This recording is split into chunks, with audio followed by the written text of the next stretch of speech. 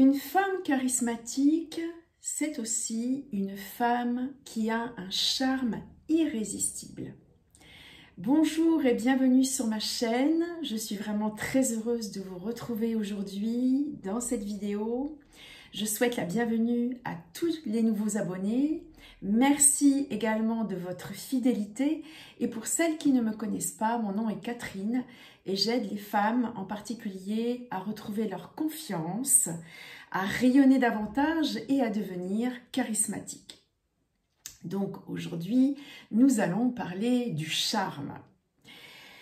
Si vous êtes plus ou moins de ma génération, vous vous souvenez certainement dans les débuts des années 2000, ces femmes cadres que l'on trouvait en entreprise qui avaient toujours un costume sombre ou qui arboraient des qualités très masculines afin de pouvoir se faire respecter ou de prétendre au même poste que les hommes. Évidemment, tout cela était sous l'influence, vous savez, de ce féminisme américain où, évidemment, il y avait une certaine tendance à avoir des qualités masculines pour pouvoir s'imposer au sein des entreprises. Eh bien, aujourd'hui, je peux vous dire que les femmes véritablement charismatiques que je connais sont des femmes extrêmement séduisantes, féminines et pleines de charme. Pour être irrésistible, reconnectez-vous à votre énergie féminine, à votre féminité. Assumez et faites valoir votre côté yin. Premièrement, appréciez votre corps.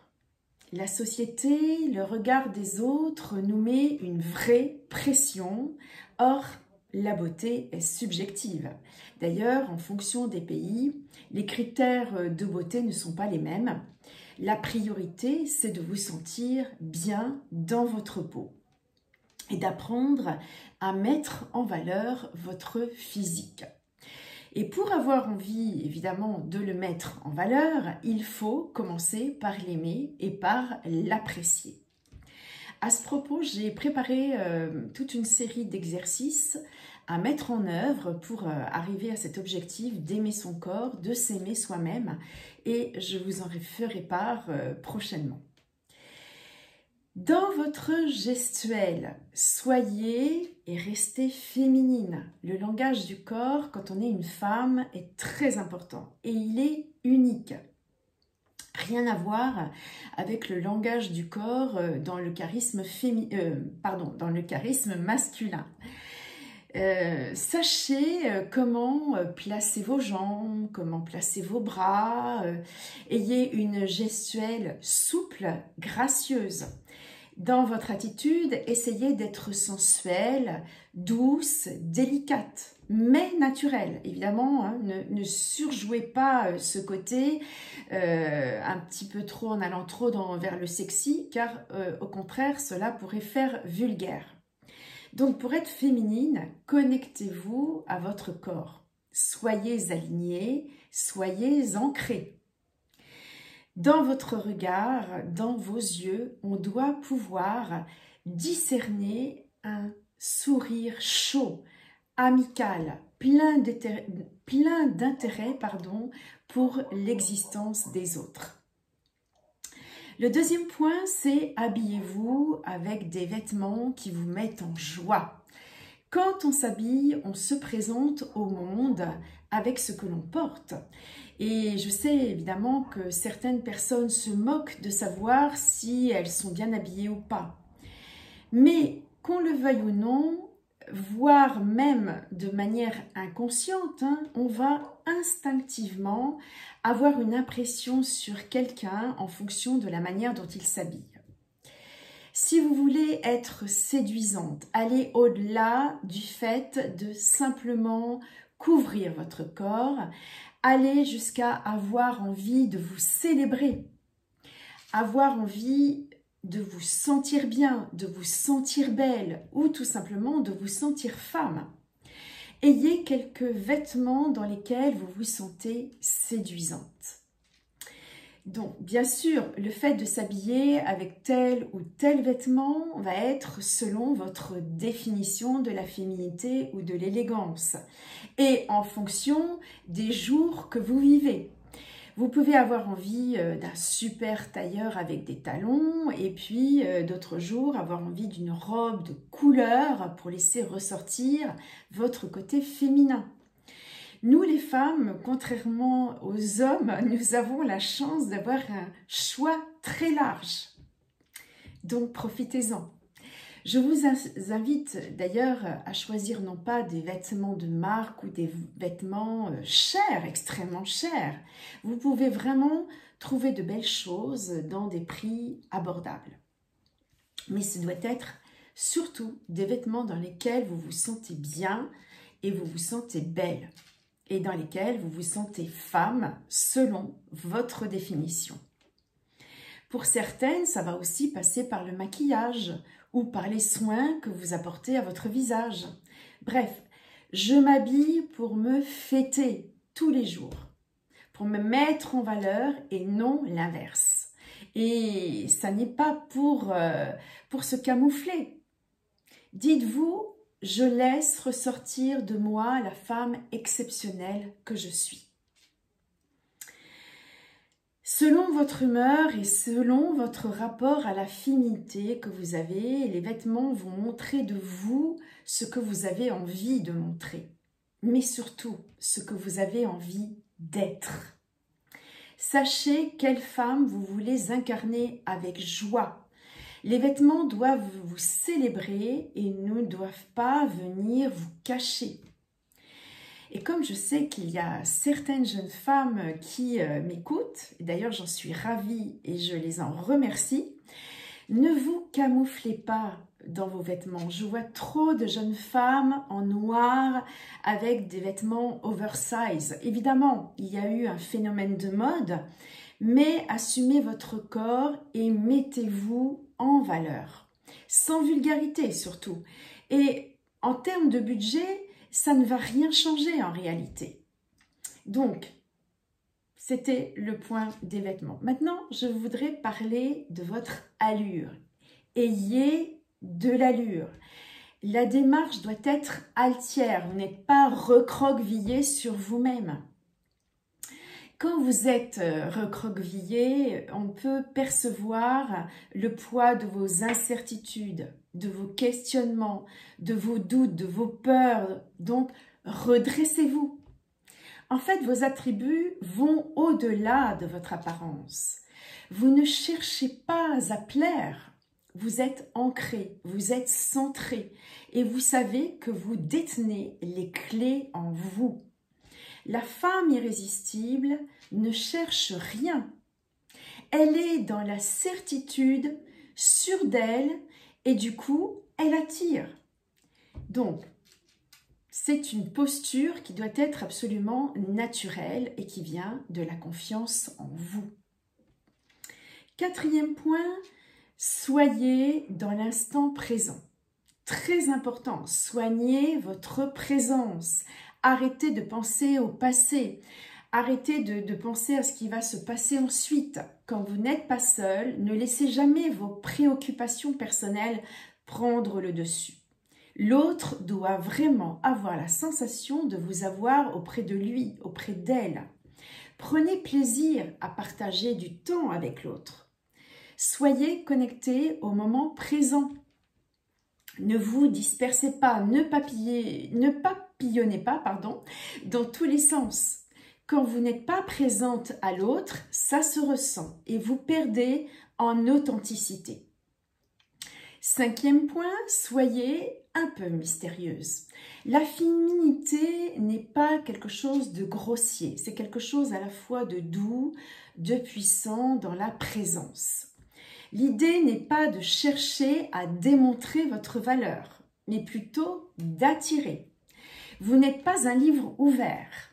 Vous n'avez pas besoin de partager votre jardin secret et de vous dévoiler. Parfois, il y a des personnes qui ont l'art et la manière de raconter leur vie en l'espace de quelques minutes dès la première rencontre.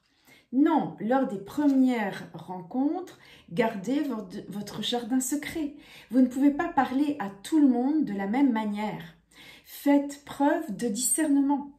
De même, mettez une sourdine à votre humeur. Vous ne parlez pas à une personne que vous ne connaissez que depuis peu de la même manière qu'à une sœur ou qu'à votre mère. Parlez peu, mais naturellement et à bon escient. Évidemment, faites attention à la manière dont vous vous exprimez. En résumé, il y a des étapes pour faire émerger votre irrésistibilité. Vous devez rester un peu mystérieuse et donc on doit avoir envie d'aller vers vous.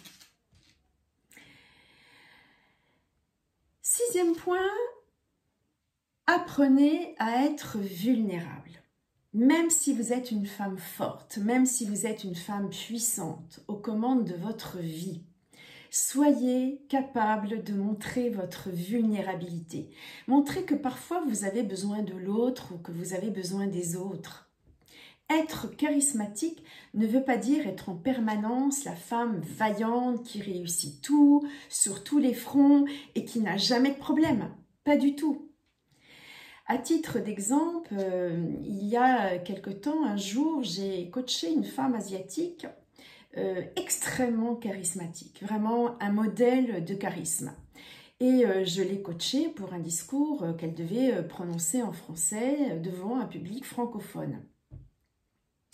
Et donc, avant de passer en public, elle m'a dit « Catherine, j'ai vraiment très peur. » Et qu'elle me dit cela n'a absolument rien enlevé à son côté charismatique. Au contraire, je l'ai trouvée extrêmement courageuse de me dire cela, humble aussi, et ça lui a donné un côté très humain et très authentique. Le charisme, finalement, veut plutôt dire pouvoir personnel authentique. Savoir se montrer vulnérable. C'est en fait apprendre à vous montrer tel que vous êtes. Et le pouvoir qui découle d'une personnalité authentique est instantanément vu et ressenti. Il faut donc pouvoir parler de sa vulnérabilité pour inviter l'autre dans son cercle, c'est-à-dire pour entrer en communion avec l'autre. De même, cette communion consiste à être attentif aux autres. Et quand vous êtes sincèrement attentif aux autres, c'est d'ailleurs devenu une qualité rare de nos jours, eh bien, cela se remarque aussitôt. Le 7e point, faites preuve de curiosité sociale. Allez parler à des inconnus. Dans notre société occidentale, ça peut paraître bizarre, mais soyez beaucoup plus ouverte à la discussion.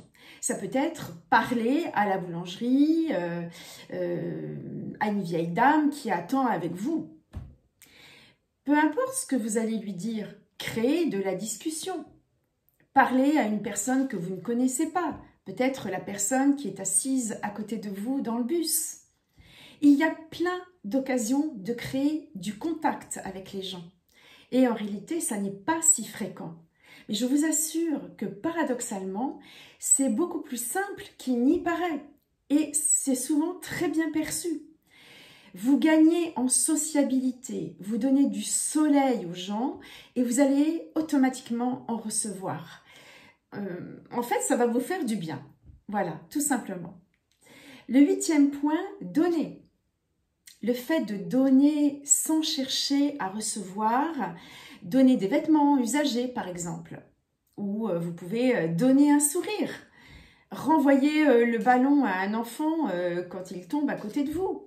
Voilà, il y a plein de façons de donner. On n'a pas besoin d'être fortuné pour donner. En fait, c'est avoir plus de générosité. Donner libère de la dopamine, c'est-à-dire c'est l'hormone du bonheur, et plus vous allez donner, plus vous allez être heureuse.